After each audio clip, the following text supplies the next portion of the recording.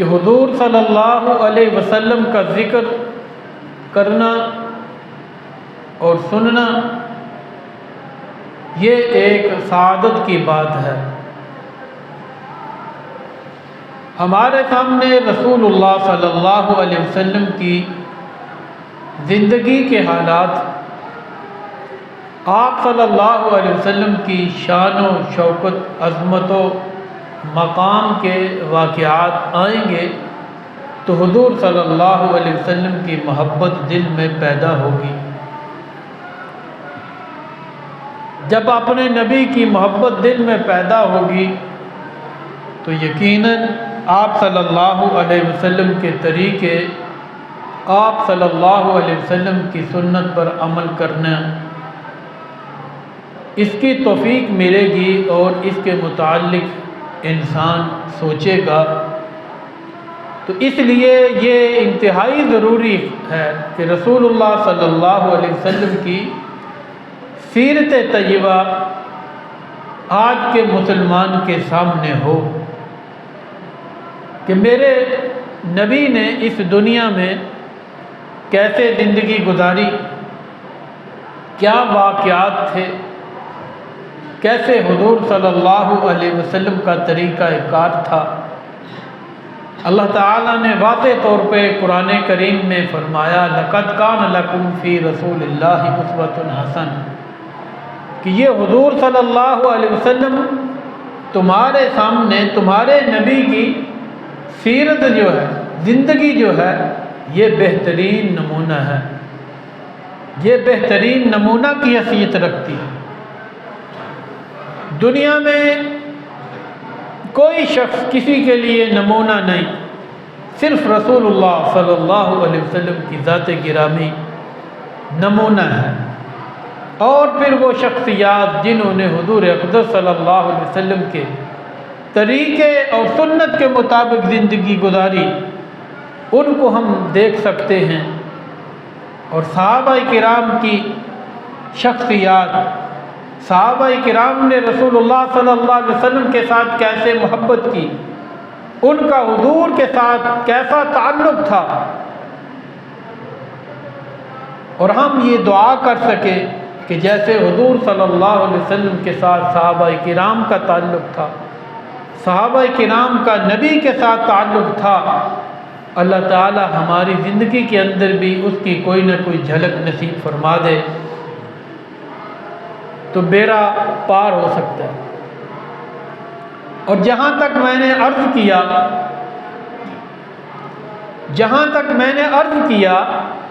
کہ حضور اقدس صلی اللہ علیہ وسلم کی شان کا یہ عالم ہے کہ یہ ذہن میں رہے کہ کوئی شخص بھی حضور صلی اللہ علیہ وسلم کی شان و مقام کو بیان نہیں کر سکتا جیسا کہ اس کے بیان کرنے کا حق ہے۔ حضور صلی اللہ علیہ وسلم کی شان کا یہ عالم ہے کہ اللہ نے اپنے نبی کی شان کو خود بیان کیا ہے، اللہ نے اپنے نبی کی شان کو اجاگر کیا ہے اور قرآن کریم کی حسین آیات میں بیان فرمایا ہے۔ پھر اس سے بڑی بات کس سے ہو سکتی ہے؟ کسی اور کی نہیں ہو سکتی، کسی عالم کی نہیں ہو سکتی، کسی خطیب کی نہیں ہو سکتی، کسی مقرر کی نہیں ہو سکتی، کسی مفتی کی نہیں ہو سکتی، کسی کی نہیں ہو سکتی۔ سب سے بڑی بات، سب سے بڑا کلام اگر کسی کا ہے تو وہ ایک رب ذوالجلال کا ہے، اللہ وحدہ لا شریک کا ہے۔ جب اللہ تعالی اپنے نبی کی شان کو بیان کر رہی ہے تو ہمارا حضور صلی اللہ علیہ وسلم کی شان کو بیان کرنا یا سننا اسی معنی میں آتا ہے کہ ہماری کہی ہوئی کوئی بات، ہمارا سنی ہوئی کوئی بات، کہا ہوا کوئی جملہ، سنا ہوا کوئی جملہ اللہ کو پسند آ جائے اور ہمارا بیڑا پار ہو جائے۔ یہی نیت ہوتی ہے، یہی غرض ہوتی ہے۔ تو قرآن کریم جب کھولا جاتا ہے، مطالعہ کیا جاتا ہے، تو مجھے قرآن کریم میں دو ایسی باتیں ملتی ہیں، نظر آتی ہیں، علماء جانتے ہیں کہ وہ دو باتیں انتہائی قابل غور اور انتہائی سمجھنے کے ساتھ تعلق رکھتی ہیں۔ آپ ان کو یوں بھی کہہ سکتے ہیں کہ اللہ تعالیٰ نے قرآن کریم میں دو جلسوں کا ذکر کیا، دو کانفرنسوں کا ذکر کیا، جیسے اسی طرح جیسے آج مساجد کے اندر بڑے بڑے میدانوں کے اندر ہوتے ہیں، اور اللہ کا جلسہ اپنی نوعیت کا، اللہ تعالیٰ نے یہ جو کانفرنس بنائی تھی وہ اپنی نوعیت کی تھی، ایک عظیم الشان جلسہ تھا، عظیم الشان کانفرنس تھی۔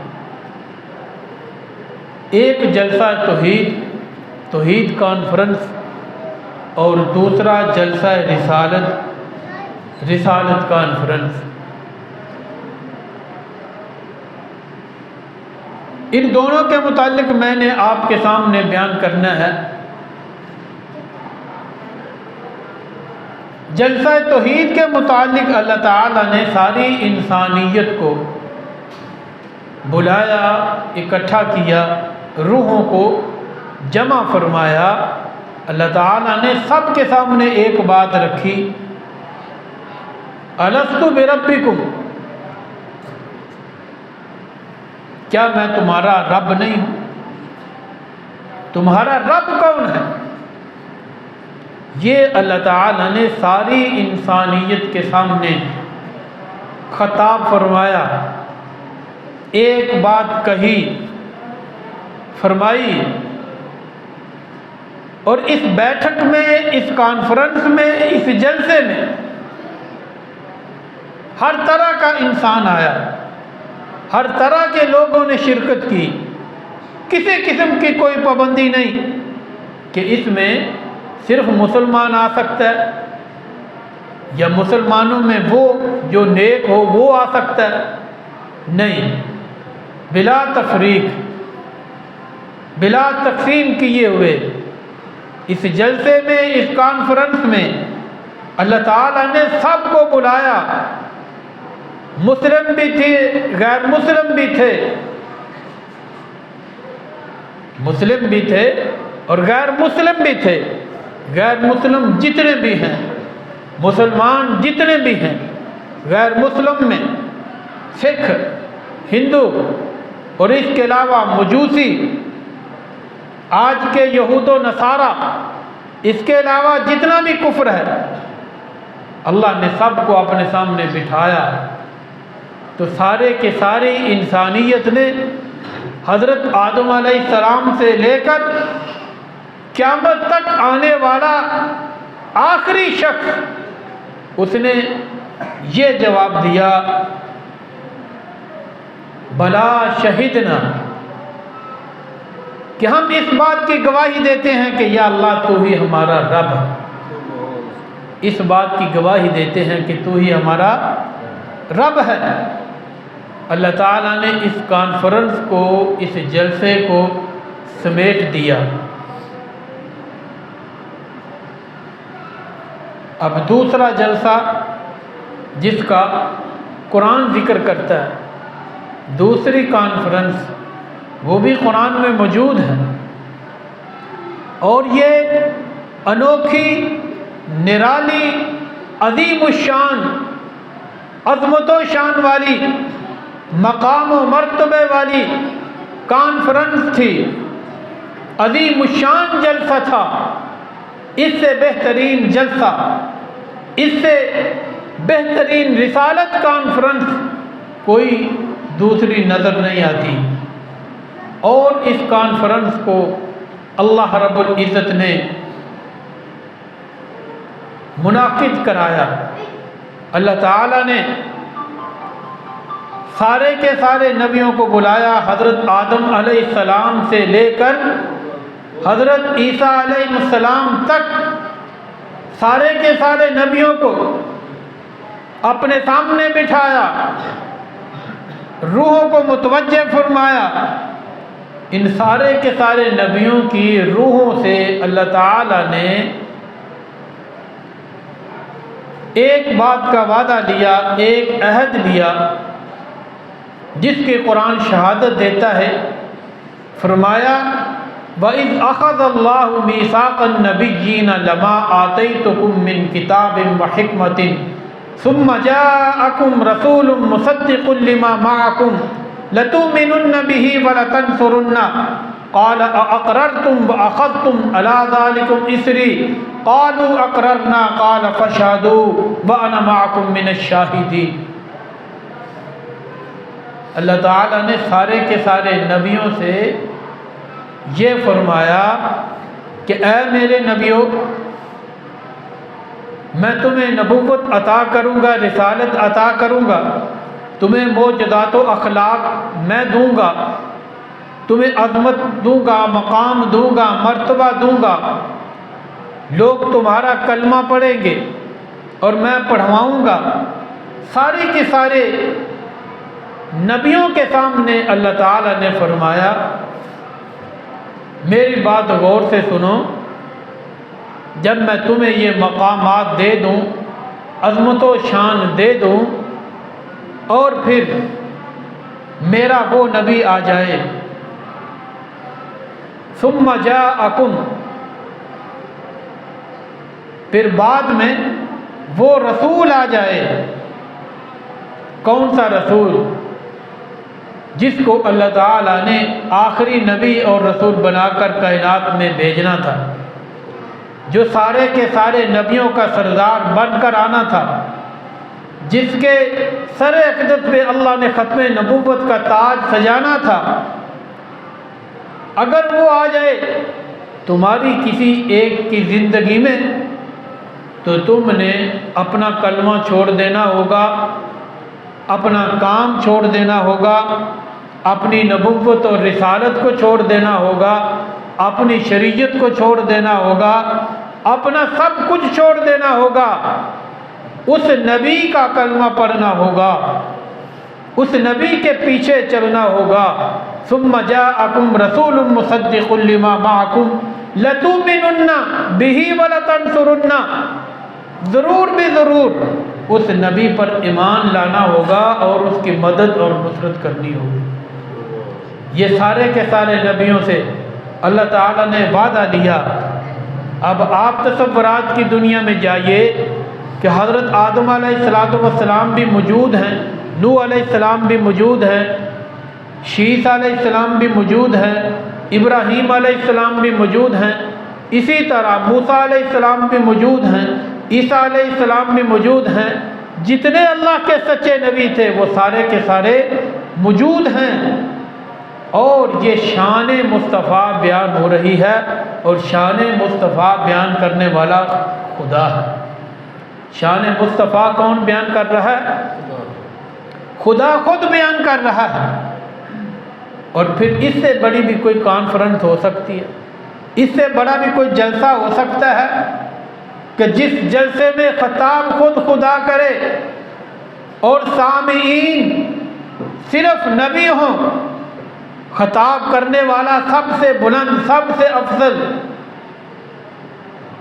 اس سے بڑی ذات کوئی نہیں، اور جن کو خطاب کیا جا رہا ہے وہ کائنات کی سب سے مقدس ترین ہستیاں، اور جو ہے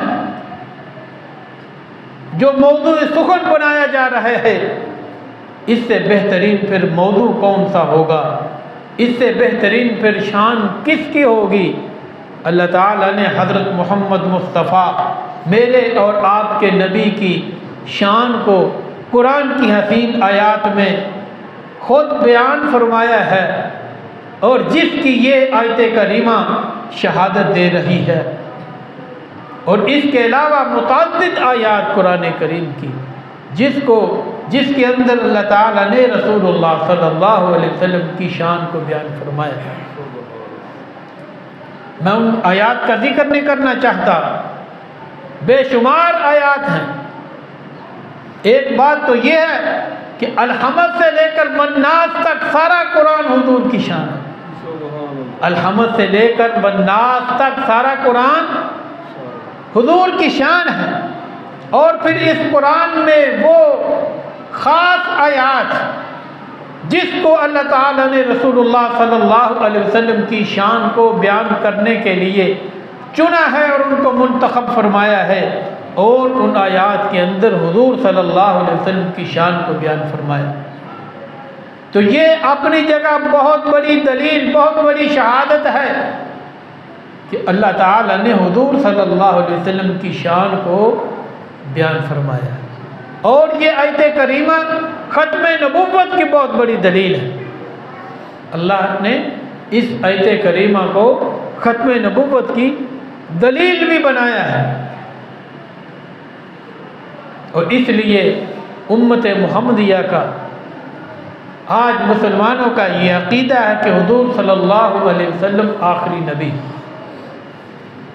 ہم نے اپنے نبی کی نبوت اور رسالت کو ماننا ہے، اور اس کے ساتھ ساتھ ہم نے اس کی بھی پہچان کرنی ہے کہ ہمارا نبی اور رسول آخری نبی اور رسول ہے۔ ہمارے نبی اور رسول کے بعد کسی قسم کا کوئی ایسا شخص نہیں آ سکتا جس کی نبوت اور رسالت چل سکے۔ اگر کوئی شخص اس قسم کا دعویٰ کرتا ہے وہ ایک بہت بڑا دجال، بہت بڑا جھوٹا ہے، اور یہ بہت بڑا مقام ہے کہ اللہ تعالیٰ نے حضور صلی اللہ علیہ وسلم کو ختم نبوت کا تاج دے کر اس کائنات میں بھیجا، جس کو آپ یوں بھی سمجھ سکتے ہیں کہ حضرت آدم علیہ السلام سے اللہ نے نبوت اور رسالت کے سلسلے کو شروع فرمایا۔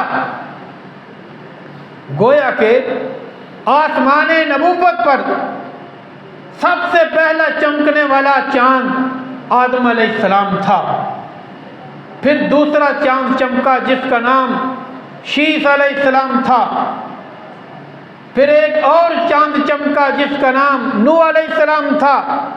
اسی طرح پے در پہ ہزاروں نبی چمکے، اور پوری چاندنی سے چمکے، پوری روشنی سے چمکے، حتیٰ کہ آدم علیہ السلام سے لے کر حضرت عیسیٰ علیہ السلام تک اپنی اپنی باری سے یہ چاند چمکے۔ لیکن جو بھی آیا اس کا زمانہ محدود تھا، اس کا علاقہ محدود تھا، اس کی نبوت اور رسالت، ان کی شریعت ایک محدود علاقہ کے لیے، محدود لوگوں کے لیے آئی۔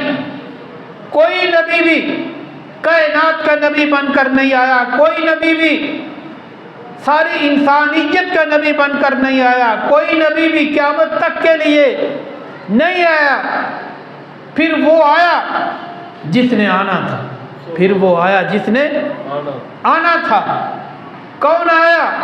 میرا اور آپ کا نبی آیا، کائنات کا سردار آیا، امام دو جہاں آیا، امام الانبیاء آیا، امام الرسل آیا، افضل الانبیاء آیا، احسن الانبیاء آیا، اجمل الانبیاء آیا، اکمل الانبیاء آیا۔ یہ آیا تو پوری کائنات کے لیے آیا، یہ آیا تو سب کا بن کر آیا، سب کا ہو کر آیا، قیامت تک کے لیے آیا۔ اور یہی تو ایک وجہ ہے، کسی نے کہا لاکھ ستارے ایک طرف، ظلمتے شب جہاں جہاں، ایک طلوع آفتاب دشت و چمن سحر سحر۔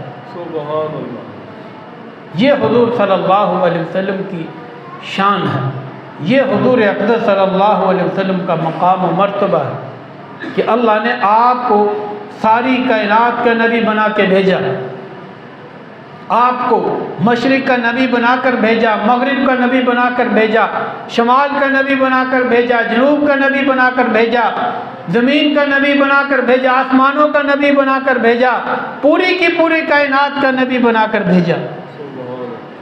اور یہی وجہ ہے کہ اللہ تعالیٰ نے فرمایا وما ارسلناک الا رحمتا للعالمین، ہم نے آپ کو سارے جہانوں کے لیے رحمت بنا کے بھیجا۔ سبحان اللہ۔ اس لیے اب کسی اور کی رحمت کی ضرورت نہیں۔ اللہ نے قرآن کریم میں فرمایا الحمدللہ رب العالمین، تمام تعریفیں اللہ کے لیے ہیں جو سارے جہانوں کا رب ہے۔ تمام تعریفیں اللہ کے لیے ہیں جو سارے جہانوں کا رب ہے۔ اللہ سارے جہانوں کا رب ہے، جہاں جہاں خدا کی ربوبیت ہے وہاں وہاں مصطفیٰ کی نبوت اور رسالت ہے۔ سبحان اللہ۔ یہ حضور کا مقام و مرتبہ ہے، اور یہی وجہ ہے کہ اللہ کے رسول صلی اللہ علیہ وسلم آئے تو سب کچھ لے کر آئے، سب کے بن کر آئے، سب کے ہو کر آئے، اور اتنا بڑا نور ہدایت لے کے آئے، اتنی بڑی روشنی لے کے آئے کہ اس سے بڑی روشنی نہ کوئی پہلے لے کر آیا نہ بعد میں کسی کی روشنی ہو سکتی ہے۔ آپ یاد کیجئے، ذرا تصورات کی دنیا میں مدینہ طیبہ جائیے کہ حضور اقدس صلی اللہ علیہ وسلم نے مکہ سے مدینہ طیبہ ہجرت فرمائی، اور جس وقت ہجرت فرمائی مدینہ طیبہ میں آئے اس وقت کیا عالم تھا۔ جب مدینہ طیبہ میں داخل ہوئے، چھوٹی چھوٹی بچیاں، بچے جنہوں نے حضور صلی اللہ علیہ وسلم کا استقبال کیا، انہوں نے ایک جملہ کہا طلع البدر علینا۔ کیا کہا؟ طلع البدر علینا، ہمارے اوپر 14ویں رات کا چاند طلوع ہوا، ہم پر 14ویں رات کا چاند طلوع ہوا۔ اور یہ اتنی بڑی بات ہے، ان میں معنوں کے سمندر بد ہیں۔ 14ویں رات کا چاند کس کو کہا جاتا ہے؟ ان چھوٹے بچوں اور بچیوں کو کیا کسی نے سبق پڑھایا تھا؟ کیا کسی نے سکھایا تھا کہ حضور آ رہے ہیں؟ عرب کی فصاحت و بلاغت پر قربان جائیے، اور میں قربان جاؤں ان چھوٹے چھوٹے بچوں اور بچیوں پر کہ جنہوں نے حضور کا استقبال کیا اور کہا طلع البدر علینا۔ انہوں نے فی البدی یہ جملہ اور یہ کلام کہا، حضور کا استقبال کیا، حضور کے لیے یہ کلمات، یہ نعتیہ کلام بیان کیا کہ ہمارے اوپر 14ویں رات کا چاند طلوع ہوا۔ حالانکہ چاند کے لیے اور بھی لفظ استعمال ہوتے ہیں، چاند کو ہلال بھی کہا جاتا ہے، چاند کو قمر بھی کہا جاتا ہے، اور چاند کو بدر بھی کہا جاتا ہے۔ انہوں نے طلع الہلال نہیں کہا، طلع القمر نہیں کہا، بلکہ طلع البدر کہا ہے کہ حضرت آدم علیہ السلام آسمان نبوت پر آئے، ہلال بن کر ابھرے۔ آدم علیہ السلام سے لے کر عیسیٰ علیہ السلام تک جو نبی بھی آیا قمر بن کر آیا، اور میرا اور آپ کا نبی کائنات کا سردار یہ نبی بن کر آئے تو ساری کی ساری کائنات کے نبی بن کر آئے اور بدر کامل بن کر۔ اور یہی وجہ ہے کہ حضرت مولانا مناظر حسن گیلانی رحمۃ اللہ علیہ نے فرمایا یوں آنے کو تو سب آئے، یوں آنے کو تو سب آئے، سب میں آئے، سب جگہ آئے، لیکن کیا کیجئے ان میں جو بھی آیا جانے کے لیے آیا، پر ایک اور صرف ایک جو آیا یہ آنے کے لیے آیا۔ یہ آیا تو آتا چلا گیا، یہ بڑھا تو بڑھتا چلا گیا، یہ پھیلا تو پھیلتا چلا گیا، یہ چڑھا تو چڑھتا چلا گیا، آج تک آ رہا ہے، قیامت تک آتا چلا جائے۔ سبحان اللہ۔ اور یہی وجہ ہے کہ حضور آئے تو کائنات کے سردار بن کر آئے، حضور آئے تو کائنات کے سردار بن کر آئے، اور اللہ نے آپ کو ہر قسم کی سرداری، ہر ایک چیز کی سرداری دے کر دنیا میں بھیجا۔ آپ کو ہر ایک چیز کی سرداری دے کر دنیا میں بھیجا ہے۔ اس لیے آپ ذرا دیکھیے کہ ولادت میں سرداری نبی کی نظر آتی ہے۔ ولادت میں آپ سب کے سردار ہیں، رضاعت میں آپ سب کے سردار ہیں، بچپن میں آپ سب کے سردار ہیں، لڑکپن میں آپ سب کے سردار ہیں، جوانی میں آپ سب کے سردار ہیں، امانت میں آپ سب کے سردار ہیں، دیانت میں آپ سب کے سردار ہیں، خطابت میں آپ سب کے سردار ہیں، شفاعت میں آپ سب کے سردار ہیں، سفارش میں آپ سب کے سردار ہیں، عظمت میں آپ سب کے سردار ہیں، رحمت میں آپ سب کے سردار ہیں، اخلاق میں آپ سب کے سردار ہیں، کلمہ میں آپ سب کے سردار ہیں، اذان میں آپ سب کے سردار ہیں، نبوت میں آپ سب کے سردار ہیں، رسالت میں آپ سب کے سردار ہیں۔ ہر قسم کی سرداری اللہ نے حضور کو عطا فرمائی ہے۔ سرداری نظر آئے گی تو میرے پیغمبر کے قدموں میں نظر آئے گی۔ سبحان اللہ۔ یہ حضور کی شان ہے، اور یہی وجہ ہے کسی نے کہا لا يمكن الثناء كما كان حقه، بات از خدا بزرگ توئی قصہ مختصر، اس کی کسی میں طاقت نہیں، مجال نہیں، جسارت نہیں کہ جو حضور صلی اللہ علیہ وسلم کی شان کو بیان کرنے کا حق ادا کرتے۔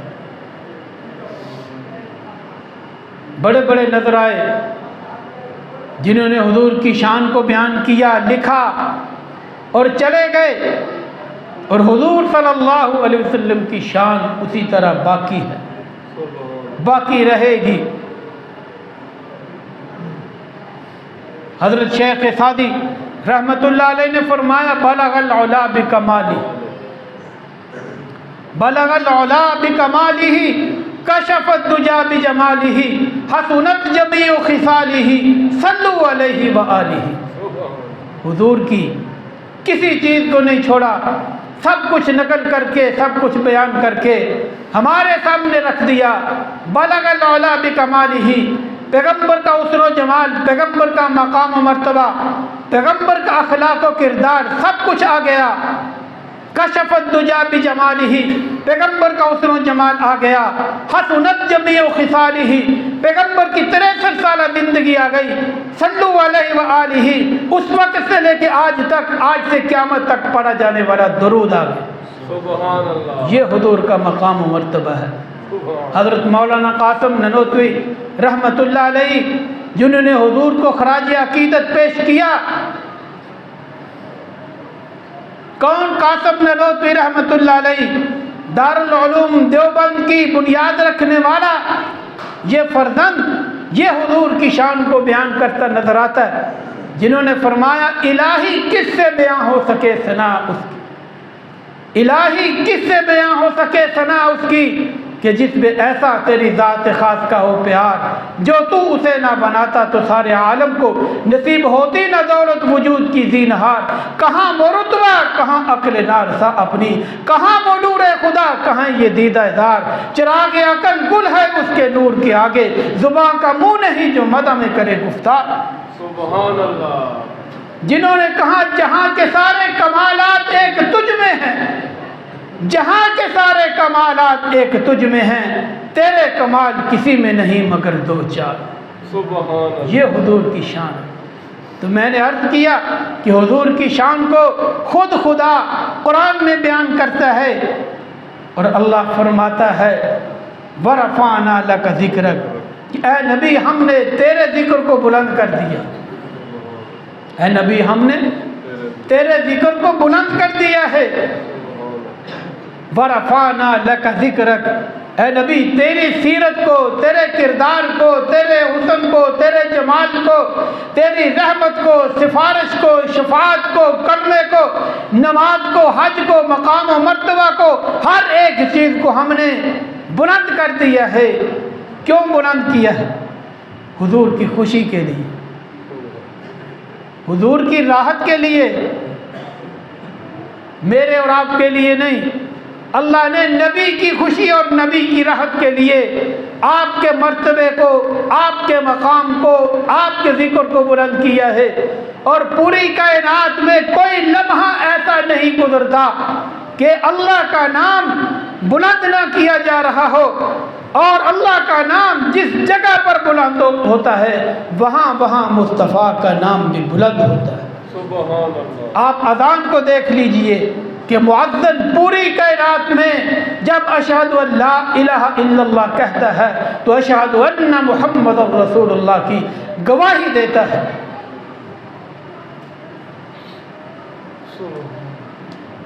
تو میرے عرض کرنے کا مقصد یہ ہے کہ یہ چند باتیں اس لیے عرض کی گئی کہ ہم حضور کی امتی ہیں، ہم حضور کا کلمہ پڑھتے ہیں،